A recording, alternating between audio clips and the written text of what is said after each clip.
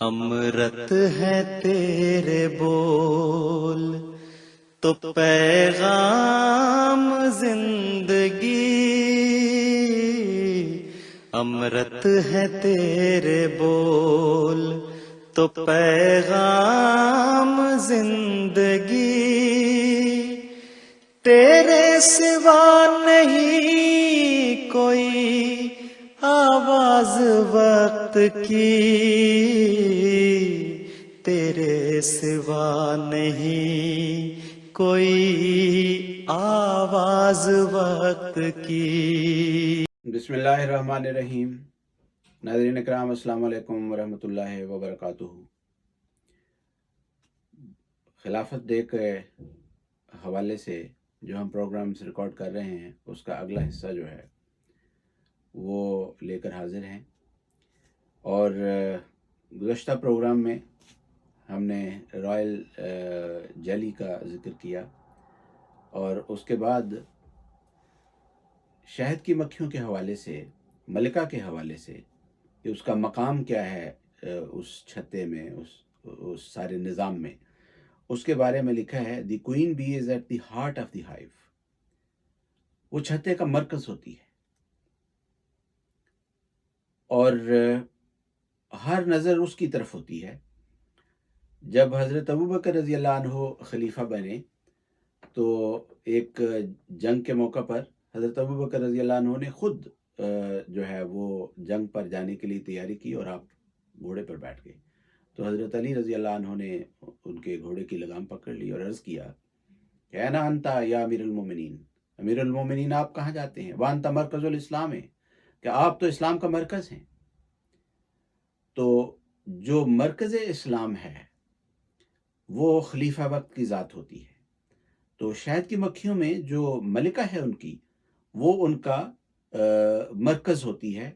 She is the mother of all the other members. تو یہ بھی اس کا کردار ہے کہ اس کا جو رتبہ ہے وہ ماں والا ہے۔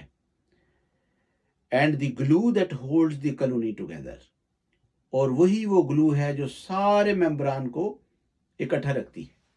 چنانچہ خلافت نہ ہو تو پھر شرازہ بکھر جاتا ہے۔ اور دیکھ لیں باہر جماعت احمدیہ سے سوا جو جہاں جہاں بھی لوگ ہیں، جس حد تک ان کا شرازہ بکھرا ہوا ہے، وہاں کوئی گلو ہی نہیں ہے، وہ سیمنٹنگ فورس جو ہے وہ موجود نہیں ہے، جو ساری کمیونٹی کو، سارے ممبران کو جو اکٹھا رکھتی ہے۔ Without a queen the hive will fail and the bees will disperse. اگر کوئین نہ ہو تو پھر سب بھاگ جائیں۔ یہی بات قرآن کریم نے حضرت صلی اللہ علیہ وسلم کے حوالے سے بھی بیان فرمائی ہے۔ فرمایا فَبِمَا رَحْمَةٍ مِّنَ اللَّهِ لِنتَ لَهُمْ وَلَوْ كُنْتَ فَظًّا غَلِيظَ الْقَلْبِ لَانفَضُّوا مِنْ حَوْلِكَ، کہ یہ خدا کی خاص رحمت ہے کہ تو ان کے لیے نرم خو ہوا کیا ہوا ہے۔ اور ماں کی جو مثال ہے نرمی کے ساتھ اور محبت کے ساتھ، وہ ساری دنیا میں دی جاتی ہے کہ مدرلی لو۔ تو محمد مصطفیٰ صلی اللہ علیہ وسلم نے وہ مدرلی لو جو ہے وہ شو کی ہے۔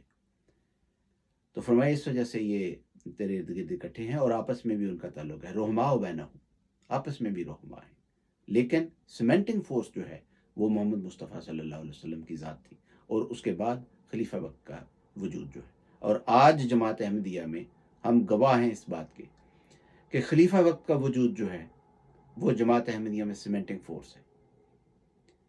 ورنہ ہم بھی اسی طرح کے انسان ہیں، ہم بھی ایک دوسرے سے اختلاف بھی کرتے ہیں، لیکن اس اختلاف کے نتیجے میں کوئی بدقسمت جو ہے جو اس خلافت کی اطاعت سے باہر نکلتا ہے تو وہ جماعت سے بھی باہر نکل جاتا ہے۔ لیکن جہاں ہمارا اختلاف ہوتا ہے وہاں وہ ڈیسیژن میکر جو ہے، ڈیسائیڈنگ فیکٹر جو ہے، وہ خلیفۃ المسیح کی ذات ہوتی ہے۔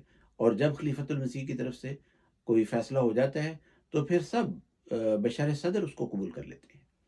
تو یہ جو کہا گیا کہ وہ سیمنٹنگ فورس ہے، تو پھر اس کے ملکہ کے بارے میں لکھا ہے کہ ملکہ جو ہے who is the most well known member of a honey bee colony. یہ سوال اٹھایا ہے کہ who is the most well known member of a honey bee colony, تو اس کا جواب انہوں نے آگے سے دیا the queen bee of course.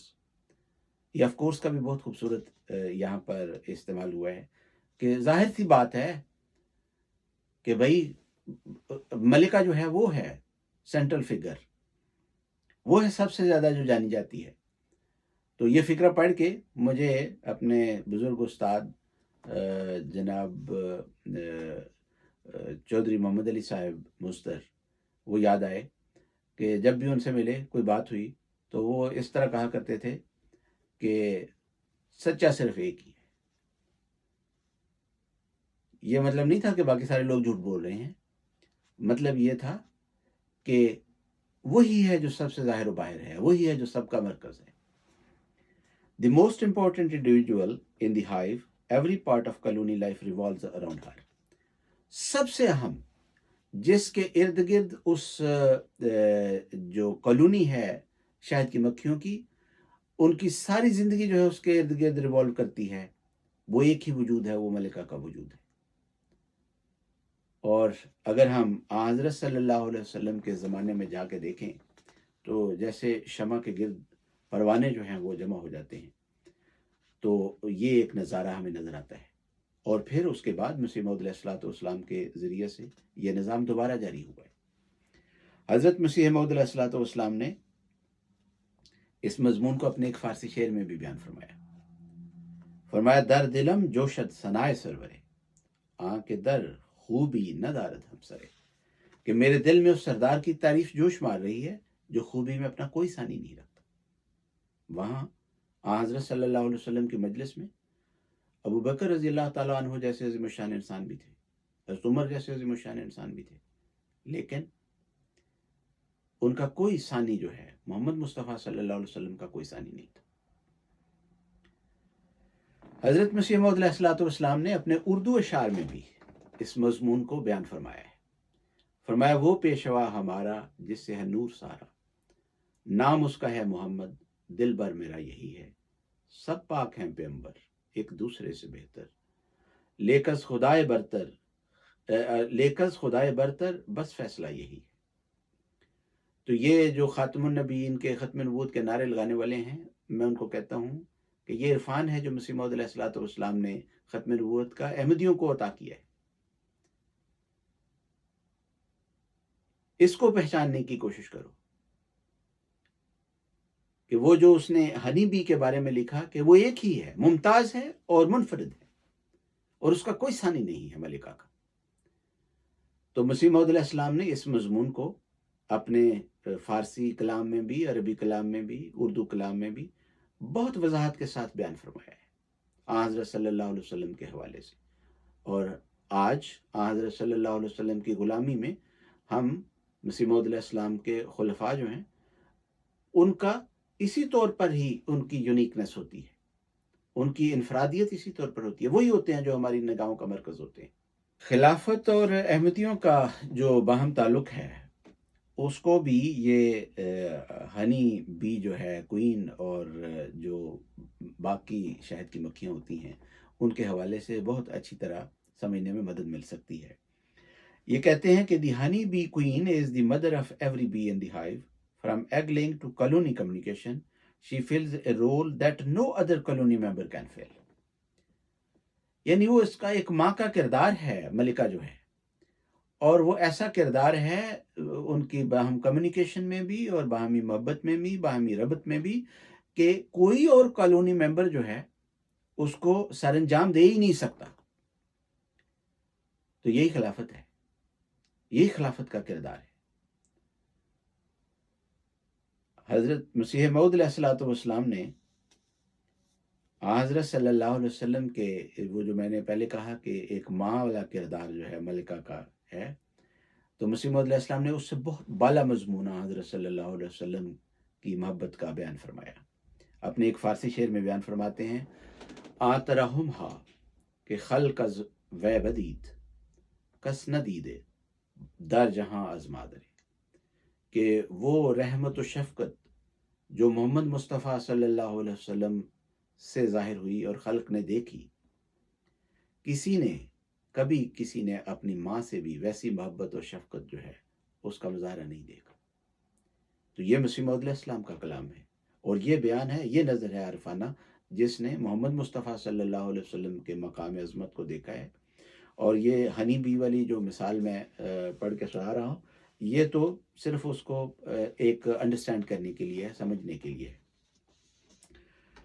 پھر ایک اور بات جو اس کی خصوصیت لکھی ہے کہ جو باقی مکھیاں ہوتی ہیں ان کے اندر جو ڈنگ ہوتا ہے وہ بھی بہت تکلیف دہ ہوتا ہے. جس کو کبھی کسی مکھی نے، شہد کی مکھی نے کاٹا ہو تو وہ جو ہے اس کو معلوم ہے کہ کتنا وہ ہوتا ہے تیز اور کتنا تکلیف دہ ہوتا ہے.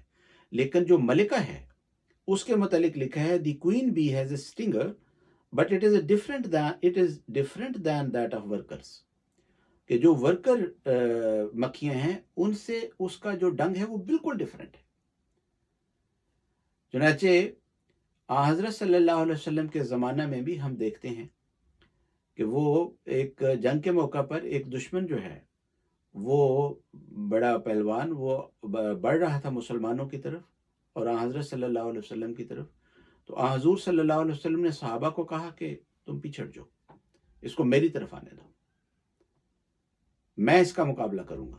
چنانچہ حضور صلی اللہ علیہ وسلم نے اس پر وار کیا اور اس کو اس تلوار کا جو نوک تھی وہ لگی اور وہ چیخیں مارتا ہوا واپس بھاگا. اور حضرت خلیفۃ المسیح رابع رحمہ اللہ نے ایک اپنی تقریر میں، میرا خیال غالباً وہ خلافت سے پہلے تھی، اس میں اس مضمون کو، اس روایت کو بیان کر کے تو بہت ہی خوبصورت ایک فکرہ جو ہے وہ کہا. فرمایا کہ حضرت صلی اللہ علیہ وسلم اس وقت اگر اس کے منہ پر تھوک بھی دیتے تو تب بھی اس کا یہی حال ہونا تھا. جو ہم دیکھتے ہیں کہ بعض دفعہ لوگ احمدیوں کے ساتھ وہ بڑے مباہلے کی باتیں کرتے ہیں، لیکن جب تک وہ ادھر ادھر باتیں کرتے رہتے ہیں اس وقت تک تو بچے رہتے ہیں، لیکن جب وہ خلافت کے فوکس میں آ جاتے ہیں پھر نہیں بچتے. ہم نے ضیاء الحق کو اپنی آنکھوں سے دیکھا ہے خلافت کے فوکس میں آئے ہوئے، اور وہ ایسا عظیم الشان نشان ہے کہ جو قیامت تک چمکتا رہے گا. ہم اس کے گواہ ہیں کہ خلیفہ وقت کے ساتھ ٹکر لی اور پھر کس طرح اللہ تعالیٰ نے اس کو تباہ و برباد کر دیا. کہتے ہیں دے آلسو بلڈ ویکس کوم raise young and protect the high from predators. جو دشمن ہوتے ہیں، جو شکاری ہوتے ہیں، ان سے بھی وہ ان کو بچاتے ہیں، اپنے جو ورکرز ہیں ان کو.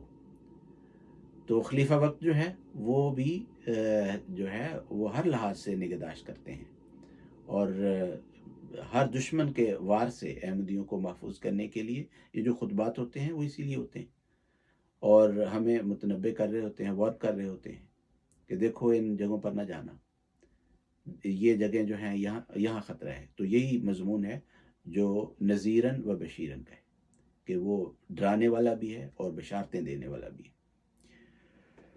پھر کہتے ہیں کہ she also produces special pheromones. These pheromones are chemical messengers that aid in colony communication. They help to stabilize the mood of the hive and ensure members that everything is going along as it should. کہ وہ ایک ایسی Saint ہے، ایک ایسی خوشبو ہے جو ملکہ سے نکلتی ہے اور ساری کالونی میں وہ شہد کی مکھیوں کی جو ساری کالونی ہوتی ہے اس میں پھیلتی ہے اور وہ اس کے جو ہائیو ہے، جو چھتا ہے، اس کے موڈ کو بھی وہ سٹیبل رکھتی ہے اور ادھر ادھر نہیں ہٹنے دیتی ان کی موڈ کو اور خراب نہیں ہونے دیتی.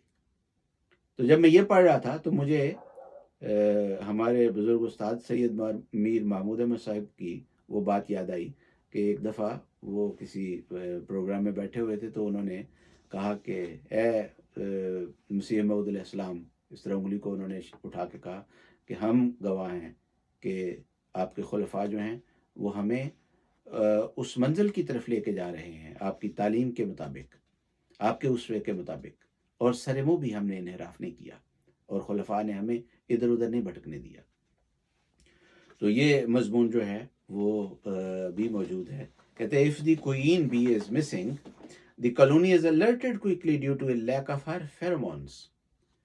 Or some resources say that the bees can recognize her absence within 15 to 30 minutes. تو جب ایسی صورتحال ہو تو خلیفۃ المسیح بھی اگر وہ کہیں جاتے ہیں دورے پر تو ہمیں یہاں محسوس ہو جاتا ہے، معلوم ہو جاتا ہے، پتہ چل جاتا ہے کہ وہ جو ایک خوشبو ہے وہ نہیں آ رہی. اور باہر سے ہی جب ہم اسلام آباد جاتے ہیں تو باہر سے ہمیں معلوم ہو جاتا ہے، وہ ڈیوٹی والے جو ہیں وہ جس طور پر ڈیوٹیاں دے رہے ہوتے ہیں تو وہاں سے بھی ہمیں معلوم ہو جاتا ہے. بہرحال یہ سارا وہ ایک مضمون ہے. پھر وہ کوئین جو بی ہے اس کی موت کے بارے میں بھی جو ہے اس کا ذکر کرتے ہیں ریسرچرز. کہتے ہیں queen bee rule supreme but when she dies the hive turns into a scene of reproductive chaos. کہ جب کوئین بی جو ہے وہ فوت ہو جاتی ہے تو ایک ریپروڈکٹیو کیوس جو ہے، ایک ایسی اندھیر نگری بن جاتی ہے ساری دنیا اس وقت ان کے لیے کہ کچھ بھی پیدا نہیں ہوتا. تو یہ حقیقت جو ہے یہ ہم نے اپنی آنکھوں سے دیکھی. خلافت خامسہ کا جب انتخاب ہوا، ہم نے تو خیر الحمدللہ کہ خلافت رابعہ کا انتخاب بھی دیکھا ہے، لیکن جن لوگوں نے خلافت خامسہ کے وقت دیکھا جب حضرت خلیفۃ المسیح رابع رحمہ اللہ فوت ہو گئے، تو اللہ تعالیٰ جزا دے طالع احمد شہید کو اور ان کی ٹیم کو کہ انہوں نے وہ ڈاکومنٹری بنا کے کہ 4 days وداؤٹ شیفرڈ.